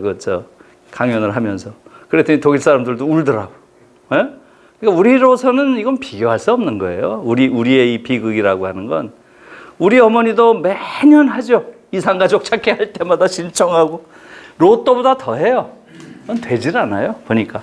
그러니까 그게 너무 끔찍한 거예요. 아무튼 그런 이제 분단이 우리랑 다르고요. 또 하나 결정적으로 다른 건 뭐냐 하면 바로 민족에 대한 함의가 달라요. 우리는 어쨌든 통일이라고 하는 것은 한 민족이 갈라졌으니 이제는 합쳐야 되는 거 아니냐. 이런 당위 속에서 이야기를 하잖아요. 그죠? 근데 독일은 민족이라는 이러한 개념이 갖는 의미가 우리랑은 달라요. 어떻게 다르겠어요? 우리의 경우는 어때요? 혹시 민족주의자세요? 그러면 선생님 어떠세요? 불쾌해요? 아니잖아요. 우리는 민족주의자세요 하면 뭐 단재 선생이라든가 안창호 선생이라든가 그렇죠? 이육사 시인이라든가 이런 사람들 떠올리잖아요. 김구 선생이라든가. 그러나 독일 사람한테 혹시 나치오날리스트 이러면 나치오날리스트 이렇게 얘기하면 쌈나죠. 에? 민족주의자가 나치오날리스트거든요. 아, 그래요? 그럼요. 그러면 나치를 먼저 떠올리는 거죠. 다. 독일에서는 민족이라는 개념이 엄청 부정적 함의를 가지고 있죠. 예. 굉장히 거기에 대해서는 예민하죠. 그 정도로 민족에 대한 함의가 달라요. 우리랑. 그것은 당연히 나치즘의 경험. 이것이 민족이란 개념이 얼마나 정치적으로 나쁜 방향으로 왜곡될 수 있는지 이것을 경험했기 때문에 그런 거죠. 그래서 민족의 함의가 우리와 근본적으로 다르다는 것, 그런 부분이 있고요. 아무튼 아까 거기를 좀 가주세요. 네. 자, 그래서 그 다음에 두 번째는 통일된 이후에 우리가 어떤 사회에서 살고 싶은지를 상상해야 된다 하는 게 이제 제가 주장하는 거예요. 여러분들은 통일이 됐어요. 그러면 어떤 사회에서 살고 싶으세요? 어떻게 보면 통일 자체가 중요한 건 아니에요. 그거보다 더 중요한 건 통일 한반도가 어떤 사회냐 하는 게 더 중요한 거죠. 이게 훨씬 중요한 거예요. 통일 자체보다. 우리는 어떤 사회에서 살고 싶으냐는 거죠. 거기에 대한 상상력이 지금 떨어져요, 사람들이. 예, 예? 예, 자유로움. 그렇죠? 맞습니다. 자유의 왕국에서 살고 싶죠? 맞아요. 자유롭고 평등한, 정의로운 이런 사회에서 살고 싶은 거잖아요. 그죠? 예, 맞습니다. 그 상상이 굉장히 중요한 거예요. 단순히 통일이 중요한 게 아니라 통일 한반도가 어떤 사회여야 되는지 거기에 대한 논의가 지금부터 좀 필요하다고 봐요. 예? 그러기 위해선 지금 말씀대로 그 안에 모든 구성원이 자유롭고 또 그 안에 있는 구성원들이 최대한 평등하고 또 사회적 정의가 구현되어 있는 이런 사회로 가야 되겠죠. 그런 사회가 안 된다면 통일이 무슨 의미가 있어요? 그런데 지금 한국에선 그런 데 대한 논의가 부족하다. 저는 왜 부족하겠어요? 지금 남한에 살고 있는 많은 사람들은 다 당연하게 전제하고 있어요. 남한 사회가 확장되는 걸 다 통일의 모습으로 상정하기 때문에 그런 상상을 안 하는 거예요. 저는 남한 사회가 확장되는 형식의 통일에 대해서는 대단히 위험하다고 생각합니다. 대단히 위험해요. 제가 보기에 그렇게 되면 첫 번째 희생자는 남한 주민들이에요. 남한 우리들. 왜 그렇겠어요? 남한이 가지고 있는 지금의 우리의 자본주의는 세계에 있는 여러 자본주의 국가들 중에서 가장 약탈적인 자본주의예요. 이렇게 약탈적인 자본주의는 잘 없어요. 그 얘기를 또 자세히 하면 기니까 자세히는 안 하겠어요. 제가 다른 데서 많이 이야기했기 때문에 우리가 가지고 있는 자살률, 불평등 비율, 노동자들의 사망률 여러 가지를 보세요. 에? 이 정도로 약탈적인 자본주의는 찾아보기 힘듭니다. 그래서 이렇게 되면 우리가 남한 주도의 통일이 되면 어떻게 되겠어요? 우리 체제가 우월하니까 우리가 결국은 북을 이겼구나. 우리 체제가 마치 역사의 승자인 것처럼 그렇게 말하자면 선전을 해가면서 이 체제를 지배하는 자들이 지금의 약탈성을 더 배가시킬 위험이 있어요. 전 그것을 경계합니다. 예? 북한 주민들이 위험해지는 건 말할 것도 없죠. 그래서 저는 통일이라고 하는 것은 북이 가지고 있는 한계를 극복하고 남이 가지고 있는 한계를 동시에 극복하는 과정에서 변증법적으로 통일이 돼야 된다고 봐요. 그 내용은 뭐냐? 북한이 가지고 있는 한계 우리가 다 알고 있죠. 권위주의적 사회주의 사회예요.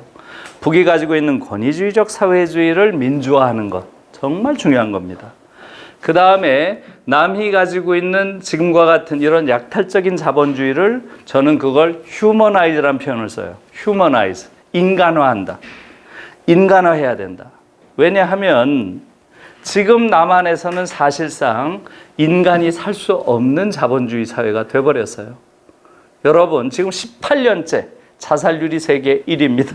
18년째. 그 과정에서 2번 2등했어요. 2번. 재작년에 한 번, 한 8년 전에 한 번. 그 중에서도 자살률의 내용이 너무 안 좋아요. 노인 자살률이 압도적으로 1위입니다. 양전. 예? 예, 특히 예, 노인 자살률이 너무나 압도적으로 높고요. 그 다음에 아이들, 청소년 자살률이 또 너무 높아요. 그 이유는 다 알고 있어요. 노인 자살률은 노인 빈곤. 노인 빈곤 비율이 계속 세계 1등이잖아요. 지금 거의 50%에 가깝습니다. 노인 빈곤이. 지금 유럽은 대체로 5% 내외예요. 3에서 7% 대부분의 나라가. 우린 지금 50%예요. 그러니까 지금 노인들이, 한국 노인들이 이 사회에서 받고 있는 대우는 정말로 분통 터지는 거예요. 지난 수십 년 동안 너무나 많은 고초를 겪어왔던 한국의 노인들이 지금 이제는 좀 안온한 평화 속에서 지난날을 좀 이렇게 되새기고 조금 즐기기도 하시면서 이제는 남은 여생을 이렇게 편안하게 정리를 해야 될 그런 나이인데 지금도 거리에서 폐지를 줍고 있잖아요. 나는 이 정부에서 이런 일이 벌어진다는 것은 이건 어마어마한 정치사회적 스캔들이라고 봐요. 있을 수 없는 일들이 지금 벌어지고 있는 겁니다. 아무튼 지금 한국 자본주의라고 하는 것은 굉장히 약탈성이 큰 자본주의라는 거예요. 또 산업재해 사망률 한번 보세요. 산업재해 사망률. 이건 지금 24년째 1위, 24년째. 전 세계에서 가장 많은 노동자들이 일터에서 죽는 나라입니다. 일하다가. 이런 나라가 어디 있어요? 예? 24년째 일인데도 여기에 대한 조치가 안 나와요, 지금. 이 정부도 마찬가지입니다. 어제 그제 나온 신문을 보니까 어때요? 오히려 더 늘었어요. 더 늘었어. 평균 2,000명씩 죽었는데 지금 이 정부 들어서 2,400명씩 죽더라고요. 어제 그제 한겨레 한번 보세요. 아주 끔찍한 나라입니다. 전 세계에서 가장 불평등 정도가 심한 나라예요. 최근에 나온 지표들 보세요. 네? 지금은 옛날에 불평등하면 미국과 멕시코를 떠올렸잖아요. 지금은 그 정도가 아니에요. 네? 지금 한국을 떠올립니다. 이런 나라가 지금 우리가 돼 있는 것이고요. 그래서 이러한 약탈적인 자본주의를 휴머나이즈, 인간화해야 돼요. 그 얘기는 뭐예요? 인간이 살 수 있는 자본주의를 좀 만들어야 된다는 거예요. 네? 자본주의 좋다 이거예요. 자본주의가 훨씬 더 효율적으로 인간의 욕망을 충족시켜준다. 이것이 20세기에 그건 뭐 확인됐잖아요. 그러나 인간을 잡아먹으니까 어느 나라에서나 인간을 잡아먹지 못하도록 실업과 불평등 문제를 국가가 개입해서 다 해결한 거예요. 한국은 지금 아무것도 안 하고 있습니다. 자유시장 경제가 바로 아무것도 안 하는 시장 경제란 뜻이에요. 자유란 말은 아무것도 안 한다는 뜻이에요. 그냥 자본에 시장에 맡긴다는 얘기예요. 그러니 사람들이 떨어져 죽는 거예요. 이게 전 세계에서 가장 심한 게 지금 한국입니다. 자본주의 좋다. 그러나 인간이 살 수 있는 자본주의를 만들어야 된다. 그 말을 저는 약탈적 자본주의를 인간화한다. 이런 표현으로 써요. 그래서 저는 통일국가의 내용은 바로 이 두 가지. 북의 권위주의적 사회주의를 민주화하고 남의 약탈적 자본주의를 인간화한다. 이걸 통해서 이루어지는 사회, 그게 통일 한반도의 사회적 내용이어야 된다. 이렇게 말씀드리는 거고요. 세 번째, 가주실래요? 저쪽으로. 네, 아까 세 번 내고. 세 번째는 그건 지금 없지만 빌리 브란트 얘기를 제가 했어요. 결국은 빌리 브란트라고 하는 그러한 비전을 가지고 있는 정치적인 영웅이 결국 독일 통일의 방향을 만들었다 하는 것이죠. 예, 한국에서는 지금 그러한 영웅이 이제는 필요할 때가 됐다라는 생각을 저는 좀 가지고 있어요. 저는 영웅사관이라는 것을 우습게 알았습니다. 과거에는. 무슨 영웅이야? 이렇게 생각했는데 요즘에 좀 생각이 바뀌었어요. 어떤 결정적인 순간에는 어떤 그러한 정치적 영웅이 정치적 결단에 의해서 새로운 시대를 열 수도 있구나. 이런 생각을 저는 빌리 브란트를 보면서 합니다.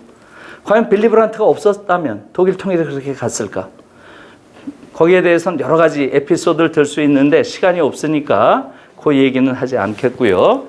그 다음에 네 번째로 한반도의 정치적 미래는 북한이 결정한다는 사실을 우리가 좀 생각할 필요가 있어요.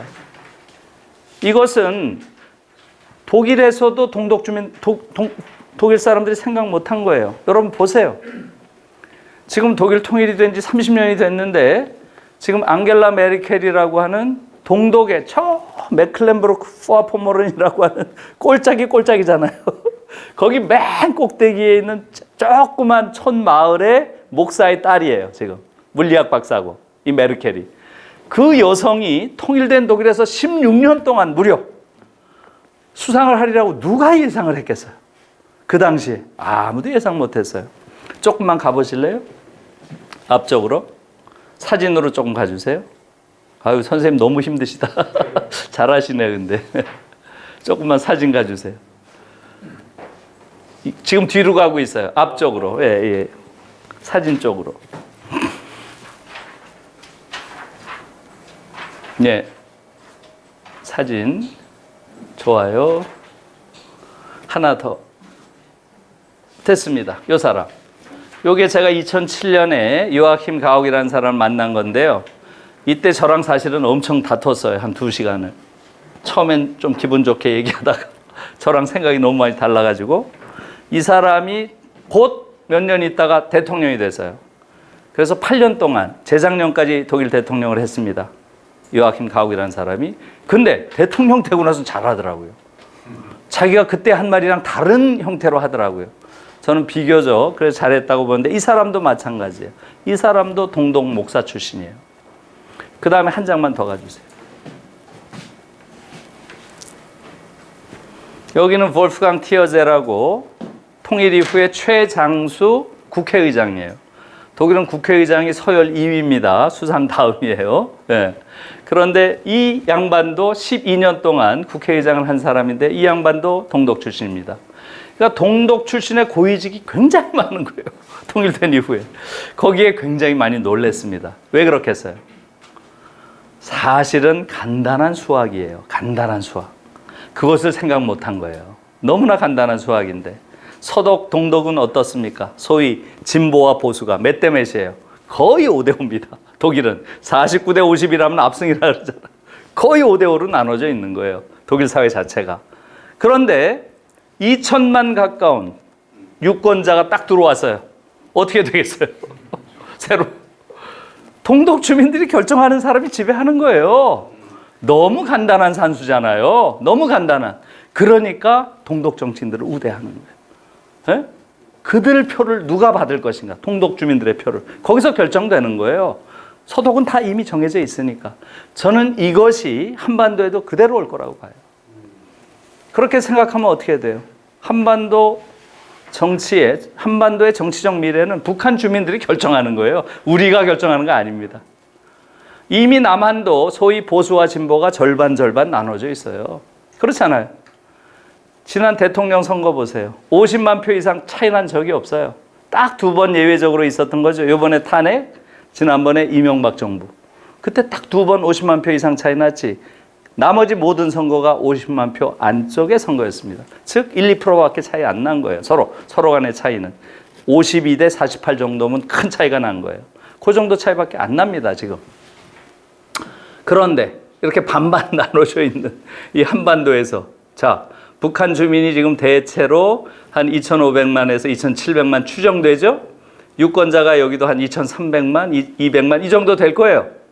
2천만 이상의 유권자가 들어옵니다. 어떻게 되겠어요? 북한 주민들이 결정하는 사람이 무조건 되는 거예요. 그렇잖아요. 그래서 이 부분을 잘 생각할 필요가 있다는 거예요. 저는 이것이 독일 통일이 우리에게 주는 중요한 시사예요. 그렇기 때문에 우리가 통일 한반도가 어떤 나라가 돼야 되겠어요? 아까 말씀드린 대로 그러한 사회적 실체를 가져야 되고 또 다른 측면에서 지금보다 더 성숙한 민주주의 국가가 돼야 되겠죠. 지금보다 더 성숙한. 지금 한국은 그다지 성숙한 민주주의 국가가 아닙니다. 그 얘기는 또 다른 얘기니까 지금 할 수는 없고요. 더 성숙한 민주주의 국가가 돼야 되는데 우리가 통일됐을 때 북한 주민들이 어떠한 선택을 할 것인가? 이것은 불안한 요소가 많죠. 왜냐하면 그들이 한 번도 민주주의를 해본 적이 없잖아. 그러니까 그분들을, 북한에 있는 주민들을 어떻게 빠른 속도로 민주주의자로 만들 수 있을까? 이건 굉장한 숙제입니다. 저는 지금부터 준비해야 된다고 봐요. 독일은 세계에서 가장 훌륭한 민주시민 교육 기관을 가진 나라예요. 그게 바로 Bundeszentrale für Politikbildung, 독일 연방 정치교육원이에요.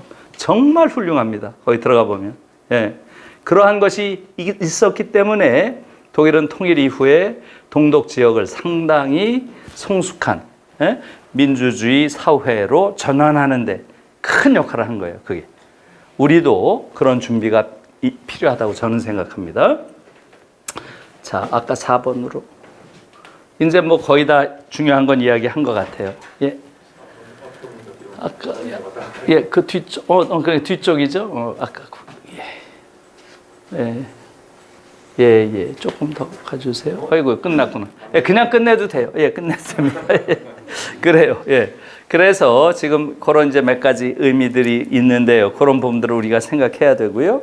그래서 아무튼 지금 이 통일의 문제는 굉장히 중요한 문제인데 저는 사실은 통일보다 더 중요한 것은 평화라고 봐요. 그래서 저는 문재인 정부의 통일과 관련된 정책에 대해서 대단히 비판적인 사람인데요. 너무나 미국의 눈치를 보고 너무나 스스로 행하는 것이 약하기 때문에 불만이 많은 사람인데 한 가지 문재인 정부가 평화라는 문제에 대해서 통일보다 더 중요하다고 생각하는 이러한 측면에 대해서는 저는 대체로 동의합니다. 지금 우리에게 있어서 중요한 문제는 통일보다는 분단체제 극복이 중요합니다. 분단체제 극복이. 정말로 중요한 것은 분단체제 극복이에요. 통일은 그 다음이에요. 분단체제 극복을 통해서 평화체제가 우리가 구성되는 것, 이것이 가장 중요합니다. 왜냐하면 현재의 분단체제가 한국이란 나라를 완전히 볼품없는 나라로 만들었어요. 이렇게 볼품없는 국가가 어디 있어요? 여러분, 30, 50 클럽에 들어간 국가입니다. 30, 50 클럽. 전 세계에서 5천만이 인구가 넘는 국가 중에서 1인당 국민소득이 3만 불이 넘는 그런 나라 별로 없어요. 대단한 데 들어간 거죠.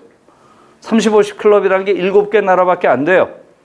미국, 일본, 영국, 프랑스, 독일, 그 다음에 이태리가 들어왔고 우리가 재작년에 들어간 거예요. 7개. 우리가 일반적으로 선진국이라고 말하는 그런 나라들이에요.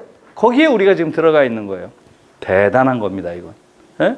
그런데 그런 나라임에도 불구하고 아직도 민족 자결, 국민 주권 이걸 못 가지고 있어요. 예? 미국인들이 자기들이 원하면 지 멋대로 사드 이런 거 막 배치하고 그래도 이 정부 아무것도 못해요. 이건 있을 수 없는 얘기예요. 어느 나라에서도 있을 수 없는 얘기예요. 예? 그런 걸 버젓이 당하고도 말 한마디 못하는 이런 나라가 정상적인 나라가 아니죠. 너무너무 보잘것없는 나라가 된 거예요.